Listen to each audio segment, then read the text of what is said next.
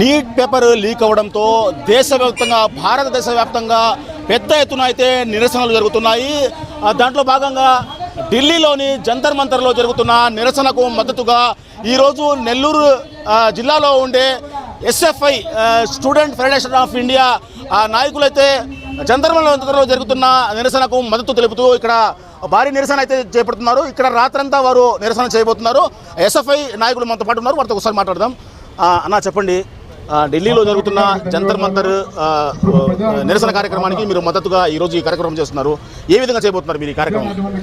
ఈరోజు నెల్లూరు జిల్లాలో ఉన్నటువంటి విద్యార్థులు యువజన సంఘం మొత్తం కలుసుకొని నెల్లూరు ఆర్టీసీ దగ్గర ఉన్నటువంటి ఏరియాలో జాగరణ, దేశ జాగరణ అనేటువంటి పేరుతో ఈరోజు రాత్రంతా కూడా అనేక కళారూపాలు ఏదైతే జంతర్ మంతర్ దగ్గర చేస్తున్నటువంటి విద్యార్థులకి మద్దతుగా ఈరోజు నెల్లూరు జిల్లాలో ఉన్నటువంటి ఆర్టీసీ దగ్గర మేము యొక్క కార్యక్రమం నిర్వహిస్తూ ఉన్నాం. అయితే దీని యొక్క ముఖ్య ఉద్దేశం ఇప్పటికే దేశ రాజధాని ఢిల్లీలో జంతర్ మంతర్ దగ్గర జరుగుతున్నటువంటి విద్యార్థుల యొక్క పోరాటానికి మేము మద్దతు తెలియజేస్తా ఉన్నాం. ఎందుకంటే ఈ రాష్ట్రంలో ఈ దేశంలో విద్యా వ్యవస్థని పక్కదోవ పట్టించినటువంటి ఈ ప్రభుత్వాలని గద్దె దించేంత వరకు కూడా మా పోరాటం ఆగదు. ఏదైతే జంతర్ మంతర్ దగ్గర జరుగుతున్న శాంతియుతంగా జరుగుతున్న ర్యాలీలో పోలీసులు గోండాలు చేరి అతి కిరాతకంగా విద్యార్థులు కొట్టినటువంటి పరిస్థితి మేము చూసాం. అయితే 5 లక్షల మంది విద్యార్థులు దేశ రాజధాని జంతర్ మంతర్ దగ్గర శాంతియుతంగా ర్యాలీ చేస్తుంటే ఈరోజు అధికార పార్టీ అయినటువంటి ఎన్డీఏ ప్రభుత్వం దాన్ని పక్కదోవ పట్టిస్తూ విద్యార్థులు 60,000 మంది 70,000 మంది చెప్తున్నారు. ఈరోజు 0.5 అంటే ఈ దేశంలో ఉన్నటువంటి 130 కోట్లలో 5 లక్షల మంది యువత ఈరోజు రాజధాని చేరుకున్నారు. మేము చెప్తా ఉన్నాం, ఈరోజు పక్క దేశాల్లో ఉన్నటువంటి నేపాల్, శ్రీలంక జరిగిన విధంగా ఈ రాష్ట్రంలో ఈ దేశంలో ఉన్నటువంటి రాజకీయ పార్టీలని అదే గతి పట్టించేదానికి ఈరోజు యువత అంతా పూనుకుంటా ఉంది. ఈ దేశంలో విద్యా వ్యవస్థని పట్టిస్తే ఏదైతే నీట్ పేపర్ లీక్ చేసినటువంటి కేంద్ర విద్యాశాఖ మంత్రి ధర్మేంద్ర ప్రధాన్ని వెంటనే రాజీనామా చేయాలి. విద్యార్థులు మరణానికి కారణమైనటువంటి రాష్ట్ర ప్రభుత్వం ఇప్పటికైనా మేము తప్పు చేసామని ఒప్పుకొని ఆ విద్యార్థులకి ₹1 కోటి ఆర్థిక సహాయం కేటాయించాలని చెప్పి మేము డిమాండ్ చేస్తూ ఉన్నాం. లేని పక్షంలో ఈరోజు మా ఢిల్లీలో వచ్చినటువంటి విద్యార్థులు ఏదైతే పిలుపునిచ్చారో ఆ పిలుపుని మేము అమలు చేసేదానికి, నెల్లూరు జిల్లాలో అమలు చేసేదానికి మేము సిద్ధంగా ఉన్నామని చెప్పి సందర్భంగా తెలియజేస్తా ఉన్నాం. అన్న, ఇంత పెద్ద నిరసనలు, భారీ నిరసనలు దేశవ్యాప్తంగా భారతదేశంలో జరుగుతున్నాయి. ఆ స్టూడెంట్స్లు ఎంతోమంది గాయాల పాలయ్యారు, కొంతమంది చనిపోయారు. ఇప్పటి వరకు 140 కోట్ల మందికి భారతదేశ ప్రధానిగా ఉన్న నరేంద్ర మోడీ వారి పర్సనల్ అకౌంట్లో మాట్లాడడం తప్ప ఎలాంటి కార్యాచరణ, దీని మీద ఎలాంటి చర్యలు తీసుకోలేదు. దాన్ని ఏ విధంగా చూస్తారన్నా మీరు? ఈరోజు మనం చూసినట్లయితే ఈ దేశంలో ఉన్నటువంటి ఎన్డీఏ ప్రభుత్వం కేవలం మేము హిందువుల కోసమే పనిచేస్తా ఉన్నాం, హిందూ రాజ్యాన్ని మేము నిర్మిస్తున్నాం అని చెప్పినటువంటి ప్రభుత్వం ఇది కేవలం హిందువుల కోసమే కాదు. ఈరోజు హిందువుల విద్యార్థులు అనేక మంది నష్టపోయారు. హిందూ విద్యార్థులు కావచ్చు, అనేక మంది విద్యార్థులు నష్టపోయారు. ఈరోజు విద్యార్థులు రోడ్డు మీదకి వచ్చి మాకు కావాల్సినటువంటి విద్యా విధానాన్ని గాడిలో పెట్టనని చెప్పి అడిగితే కేవలం ఆయన యొక్క పర్సనల్ అకౌంట్ మాత్రమే వస్తూ ఉన్నారు. ఎందుకంటే ఈరోజు విద్యార్థుల్ని, యువకులను చూసి భయపడ్డారని చెప్పి మేము ఈ విధంగా చెప్తా ఉన్నాం. ఆ రోజు ఆయన రాష్ట్ర భవన్ నుంచి వెనక నుంచి వెళ్ళినటువంటి పరిస్థితి కూడా ఉంది. భవిష్యత్తులో మేము చేసేటువంటి కార్యక్రమాల్లో ఈ ప్రభుత్వం గద్దె చేయడానికి కూడా అవకాశం ఉందని చెప్పి ఈ సందర్భంగా తెలియజేస్తా ఉన్నాం. అన్న, మీరు చెప్పండి, జరుగుతున్న నిరసన కార్యక్రమంలో ఇప్పటి వరకు చాలామంది విద్యార్థులు గాయాల పాలయ్యారు, చాలామంది అయితే చనిపోవడం కూడా మనం చూసాము. ఈ నిరసన కార్యక్రమం దేశవ్యాప్తంగా జరుగుతుంది. అయితే కూటమి ప్రభుత్వంలో భాగం ఉన్న టీడీపీ కానీ, జనసేన కానీ నాయకులు ఎవ్వరూ ఏం మాట్లాడలేదు. అదేవిధంగా ప్రతిపక్షంలో ఉన్న వైఎస్ఆర్ కాంగ్రెస్ పార్టీ కూడా దీని గురించి మాట్లాడలేదు. ఒక స్టూడెంట్ నాయకుడిగా మీరు దీన్ని ఏ విధంగా చూస్తారన్నా? ముఖ్యంగా ఈరోజు ఏదైతే ఆంధ్ర రాష్ట్రంలో కూటమి ప్రభుత్వం అధికారంలో ఉన్నటువంటి విషయం మనందరికీ తెలిసిందే.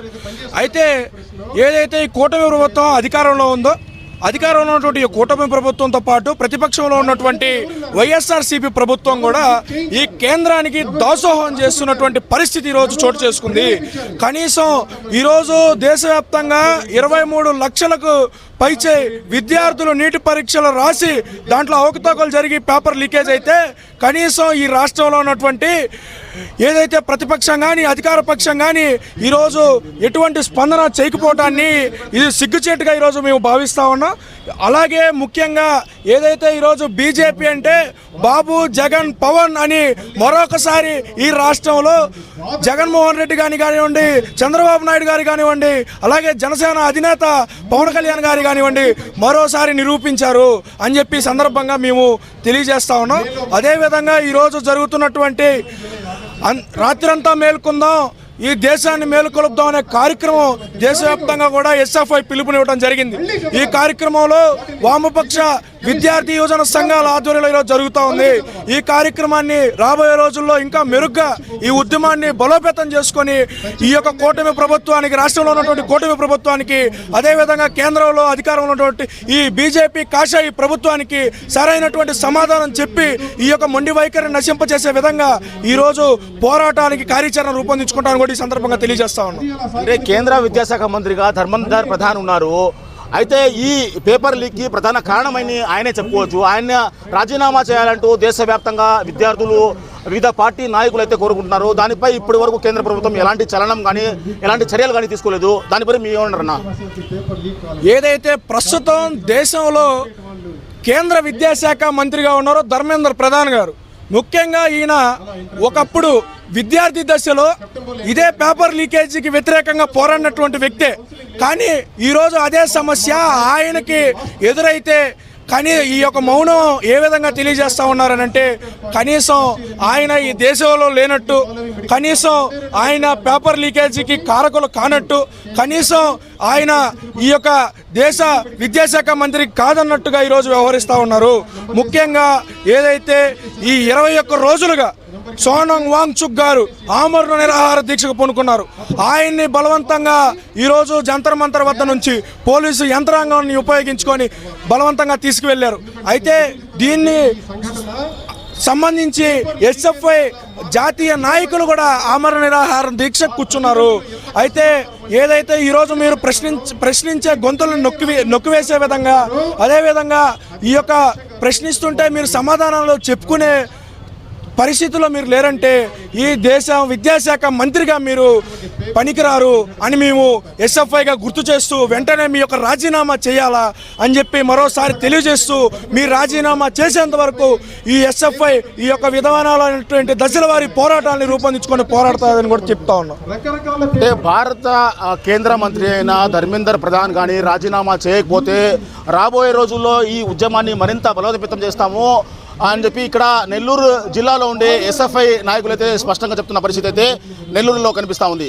కెమెరా పర్సన్ మంజుతో భాష, time line Telugu digital network. మీరు చూస్తున్నది time line Telugu digital network. సమాజం కోసం సరికొత్త ఆలోచన.